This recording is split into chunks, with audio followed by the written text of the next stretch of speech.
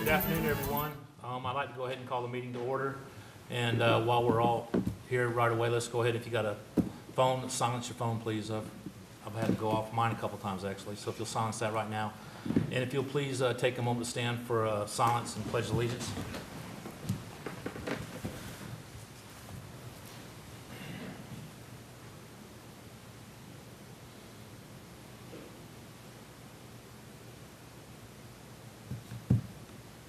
I pledge allegiance to the flag of the United States of America and to the republic for which it stands, one nation, under God, indivisible, with liberty and justice for all.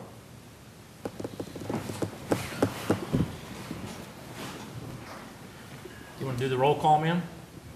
Kevin Ryman? Here. Michael Cox? Here. Peter Hinsel? Here. Jamie Girardi? Roberta Sykes? Here. Richard Tonello representing Chris Williams? Here. Chairman Charles Gray? Thank you, ma'am. Okay, the Planning Commission is appointed by the Board of County Commissioners, and we meet twice a month. The Planning Commission serves as a local planning agency. The Planning Commission holds public hearings and transmits to the Board of County Commissioners recommendations of comprehensive plan amendments, land development code amendments, rezonings, and conditional use requests. The Planning Commission is the final decision-making body for special exceptions, certain appeals, variance requests, and certain alternative standard requests. However, final decisions may be appealed to the Board of County Commissioners. If anyone is in opposition to any comprehensive plan amendment, land development code amendment, rezoning, conditional use, or any item where the Planning Commission transmits a recommendation to the Board of County Commissioners, it is important that you attend the appropriate Board of County Commission meetings. Okay. If anybody is here to speak on any items or anything on the agenda today, if you'll please stand and be sworn. Raise your right hand. Do you swear or affirm the testimony you are about to give is the truth, so help you God? Thank you. Is there anybody here today to speak on the public comment? This is a section where you're allowed to do that. I see no one.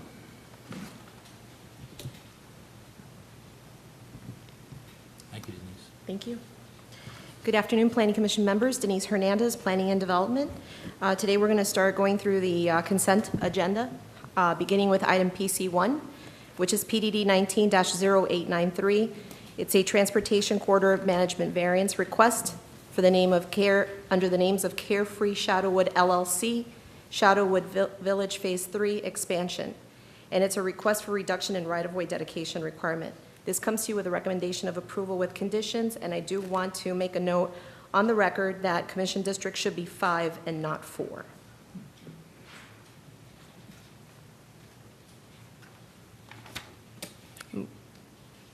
Did you want to call for any public comment on that Is there item? any public comment on this item? Is the applicant in attendance?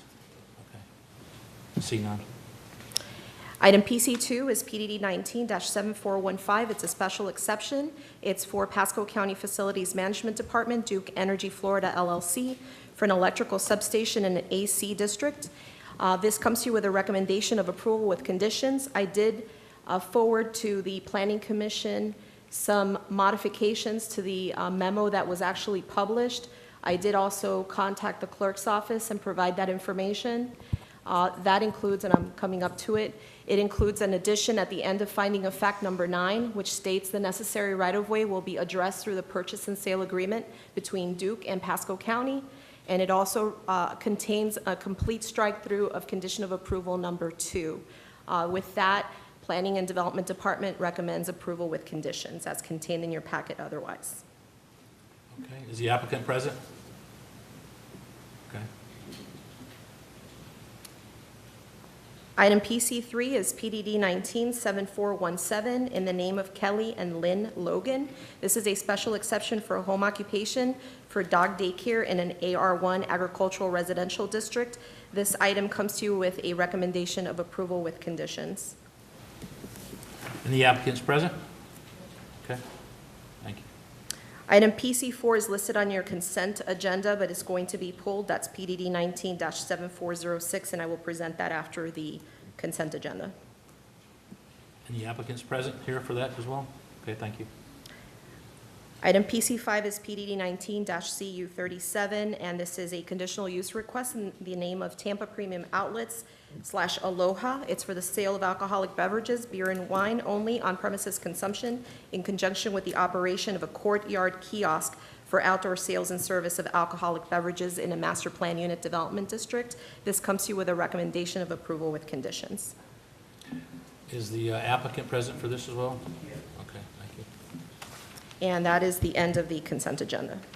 Mr. Chair, you do need to ask if there's anybody in the audience Yeah. that's opposed to either PC1, PC2, PC3, or PC5. Is there anybody here that's opposed to PC1, 2, 3, or 5? Okay, seeing no one. Thank you. Proceed. See no one. Okay. We have a Seeing motion. no one, move for approval.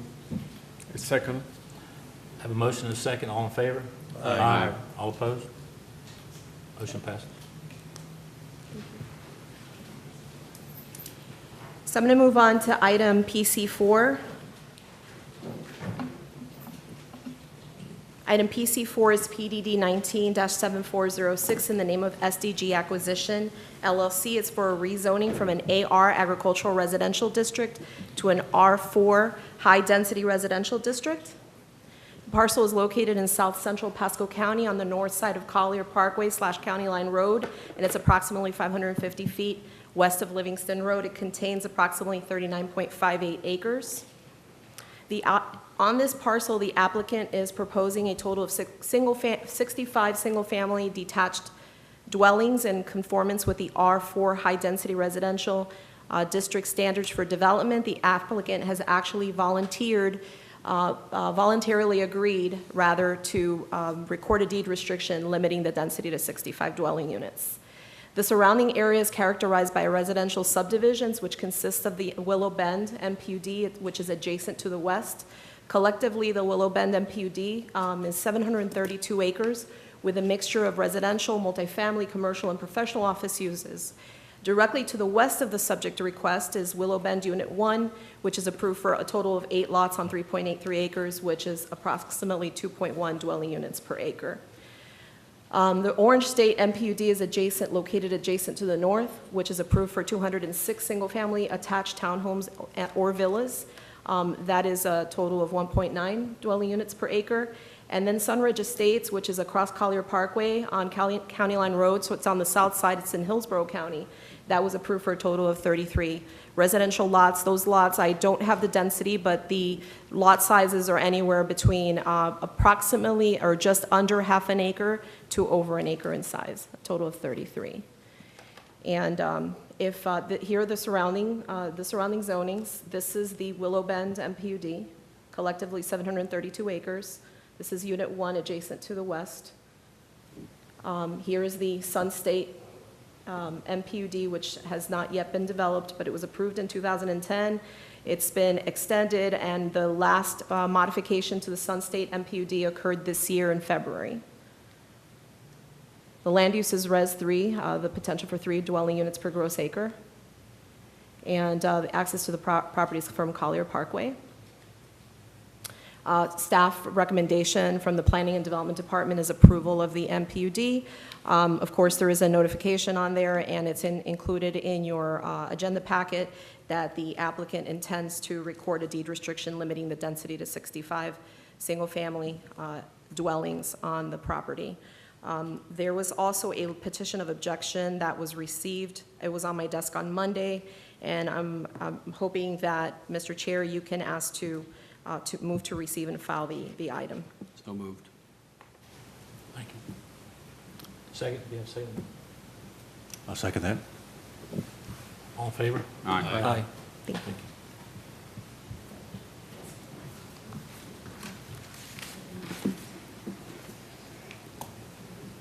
I have one. Thank you. Thanks. Thank you, Mia.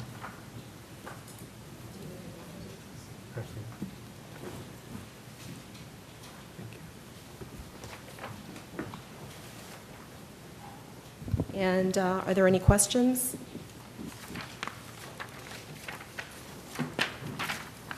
Any questions from the board? The applicant's present.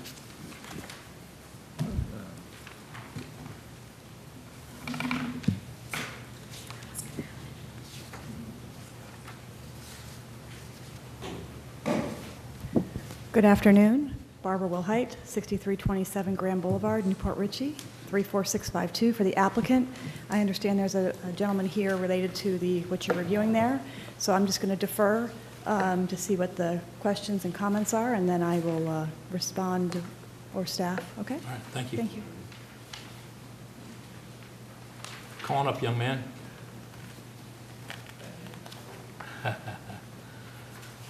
Please state your name and address. My name is John Pritchard, Pritchard. I live at 1036 Waybrook Court. It's got a Lutz mailing address, 33549. I submitted ahead of time this information, and essentially, to sum it all up, I don't want to read it all, just to sum it all up, our objection to this rezoning is that behind our property, to the west of our property, there's a growth line of very old growth trees. Can you show us where your property is on this? Maybe? I'm going to try to bring up a bigger, Okay. more If you have the thing I had, it's in picture 3. I submitted some pictures with it.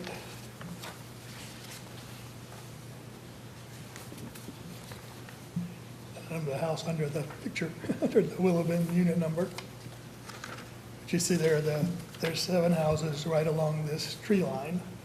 And our goal is simply that because these are old growth trees, and as I spoke with the other folks, all of this land is in a flood zone. So in order to build on it, they're gonna have to rip out all these trees and fill it. And that's my concern, is that with their 20 acres of developable land for 65 houses, I believe that they could make room to put in an easement to protect this old growth trees as a part of their development and develop on other parts of the land. So that's what we're asking, is that they put in a deed, they're putting in a deed restriction for the 65 houses total, that they put in a deed restriction to provide an easement. I had recommended 100 feet, but I don't have any access to the property, so I can't tell what 100 feet is.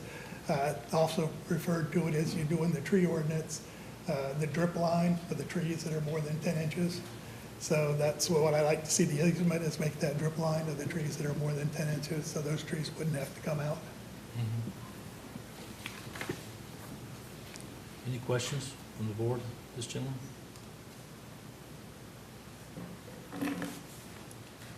That's it. Thank you, sir. All right.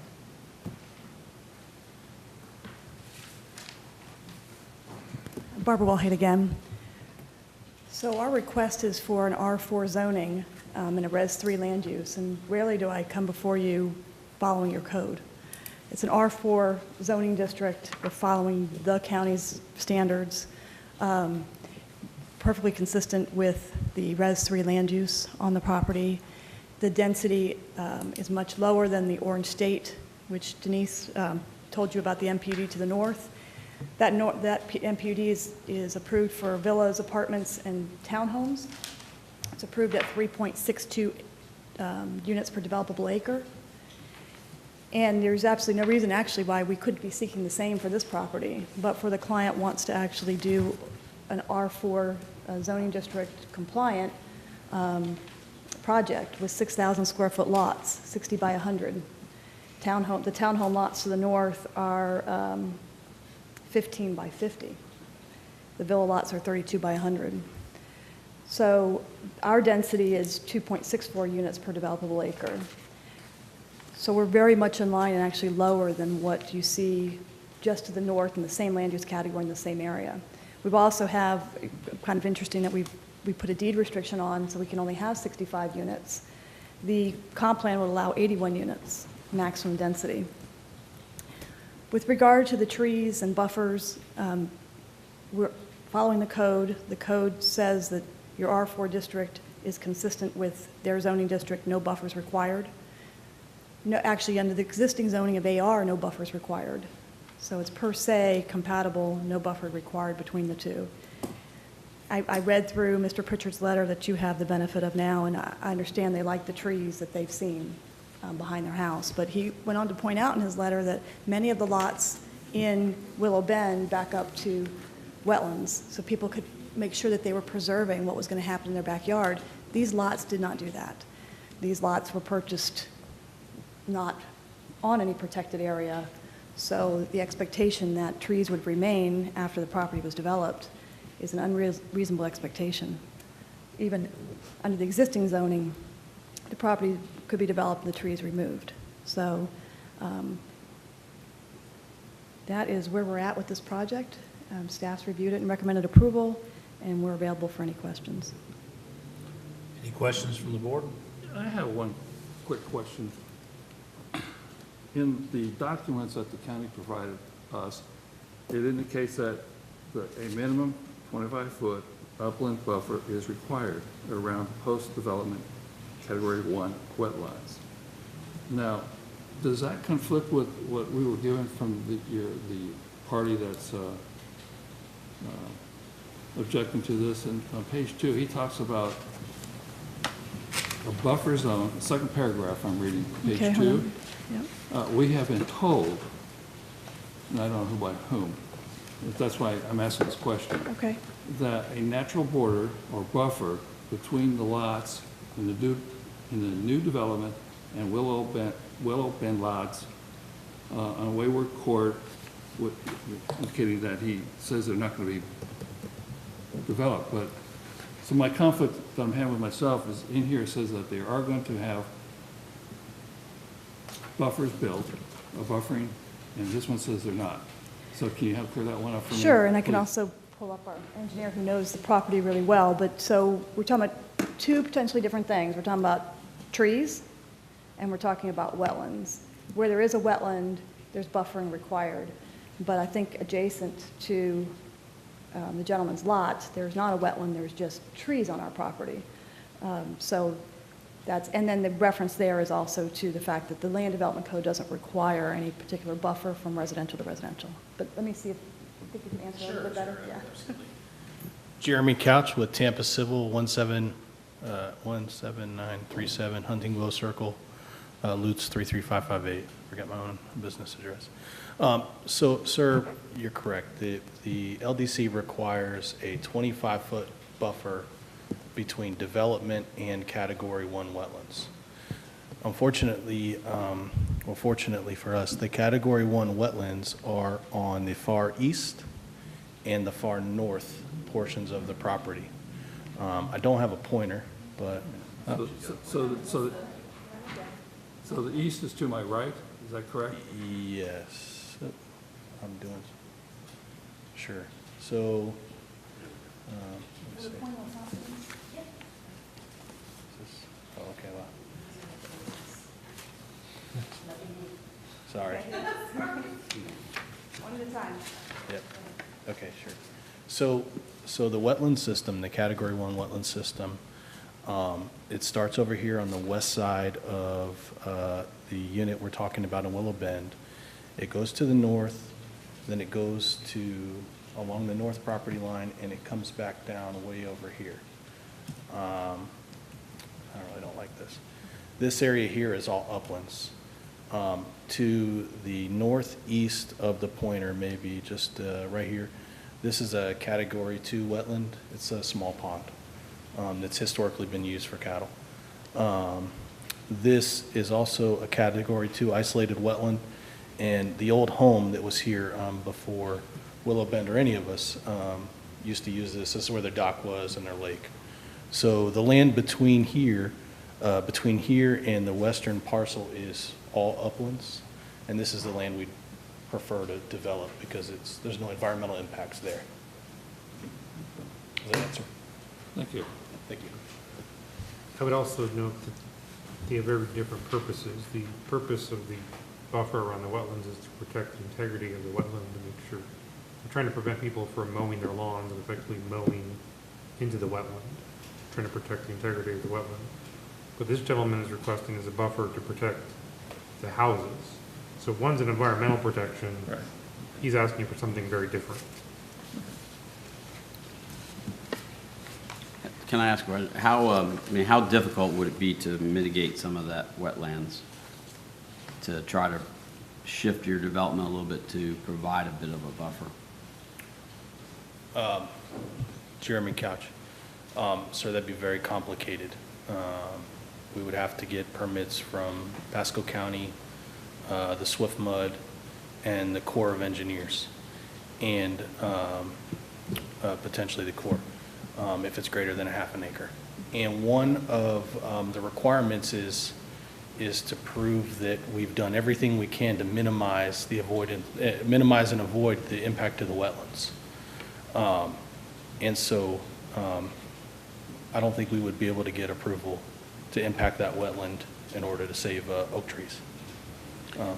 So what are you planning for that, down in that corner? I mean, is that going to be where these trees are now, is this going to be backyards, going Yeah. against backyards? Yes, sir. It would be single family backing up to single family.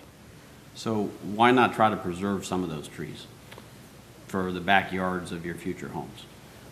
We would like to preserve as many of those trees as possible, because that landscaping is not something you can go to a nursery to buy and install, as you would imagine. I don't know if it's going to be practical at this point, though, because we'll need to put drainage between that property and this property, and sometimes putting in the proper infrastructure would damage the tree and make them a hazard. So we're going to. Yeah, I would just add that we have to do a tree plan, and we actually get credit for saving trees. So to the extent that they can be saved, they'll be saved. But to stand here and say that, when we're talking about a rezoning, to say that we know that we can save the trees, we don't know that. So what can we put in place or is there something in place that would require you to do best effort to try to save these trees? This sort of strikes a chord with me as I was driving over here today. I was driving past Long Lake Ranch, and they just absolutely cleared anything that was green off that piece of property. And it sort of bothers me that when we approve these developments, that's what happens. And it's just easier to replace them later than it is to save what's there. And I'd like to see us try to save what's there if we can, as opposed to just, go from property line to property line and mow it over. Well, the county receives a tree plan, and they have to review that and approve it in connection with the actual development of the property. And that is the time for those discussions and for the county to say, did you save the trees? Did you just plow them over? What is your plan? Why are you planning it that way? So that is how the tree plan review goes. It doesn't seem like it's working though. As I look at some of these developments, they're just mowing them all over. So that's I guess a question to the staff is, what can be done Well, to take a different approach to some of this? there's a history to this, and related to our tree ordinance. There was this is back when Barbara was here, there was an older version of the tree ordinance that arguably did require them to preserve more of their trees on site. That was modified sometime, and do you remember the year, Barbara, when we allowed you to pay into the tree fund? Right, I don't know, 2005 maybe? 2005, the board modified that requirement to allow applicants to take down the trees, and they can't replace them on site, pay into a tree fund, and so we take money instead of trees. The result is we get money in the tree fund, but we don't necessarily protect the trees. Right.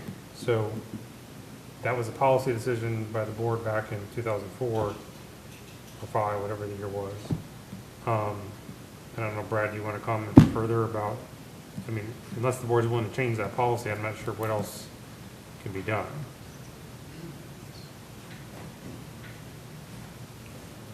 Brad Tippett, Planning and Development.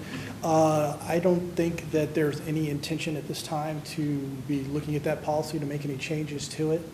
And unfortunately, that particular policy, when the site plans do come in for review, the development plans come in, if the applicant is willing to make the payments rather than replacing trees that can't fit on site, we don't necessarily have any code provisions that we could enforce to maintain those trees. So the short answer is you'd have to talk to one of your commissioners and ask them to initiate a change to that Right, policy, right. because otherwise, the developers are, it's probably gonna be cheaper for them to, in many cases, just pay into the fund than to protect the tree. Now, we do use that money to plant trees in the median. We use it to help beautify the county and to help sites Right, redevelop right, their right. sites, to promote more landscaping in. So it is used to help beautify the county, but it's not necessarily meeting the goal that you just said. Yeah, we can't guarantee the trees retained in that particular space. Yeah, as soon as you said tree fund, a lot of it came flashing back to me, so. You may have been on the board when that policy. No, I was change not, I was Okay. not, but, but I do remember the tree fund. So basically, I don't think staff can do much to implement what you're discussing unless the board's willing to change that policy. Right. So the gentleman who's opposing, so he's hearing this, you know, there's not a lot that can be done to try to protect that unless the applicant would be willing to try to make a best efforts to protect those trees that are there. Well, I mean, you heard, it's Euclidean zoning, so it's not like we're writing conditions. We're following the county standards. I rarely stand up here and follow the county standards. So, so it's kind of a new thing. So we're not talking about. Maybe you're turning over a new leaf. We're not talking about writing conditions, but you did hear Mr. Couch's project engineer say, we want to save trees when we can, and your ordinance does give us credit for saving trees. So, But you have imposed a deed restriction on here, and so you've certainly agreed to some things already that you didn't necessarily have to agree to. And you know, obviously, we're just a recommendationary board, but if you were to put best effort forward to try to save some of these things, then maybe that would make the gentleman feel a little better, but.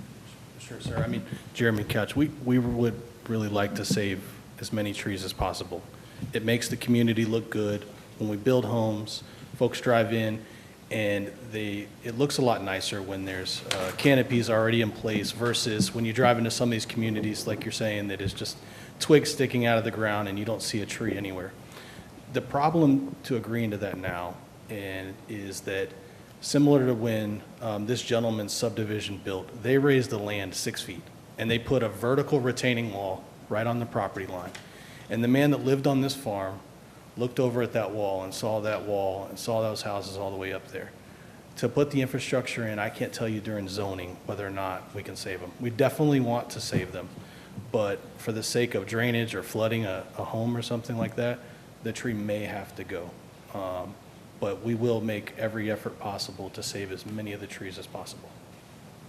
The only other thing I would point out is even if they were willing to put something in their deed restriction about using best efforts, it's not really something staff can enforce anyway. I understand. I understand that. They can just say, we used our best effort and we gotta take the trees down. I mean, I'm not sure it's gonna make any difference as far as staff's review of the site plan, unless Brad tells me otherwise. Okay, so he's shaking his head now, so. Right. I can agree with you. I understand that we don't have any resource or any tools to enforce because we already have a code in place.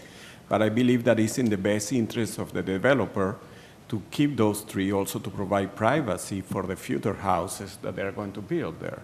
So I think you are going to sell better houses for more money if you provide that nature barrier between those two developments. So I agree, it's the best interest for you guys, the designer and the developer, to work together to provide that kind of barrier that is there already.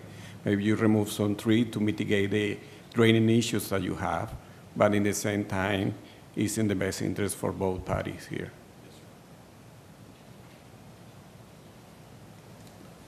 and I think that will occur, because we have a developer who's coming forward and looking for 6,000 square foot lots, which I don't hear much of. So we already have somebody who's coming forward and not asking for the townhomes, is doing single family at 6,000 square foot lots. So we have somebody who's being very thoughtful of a high-end development here.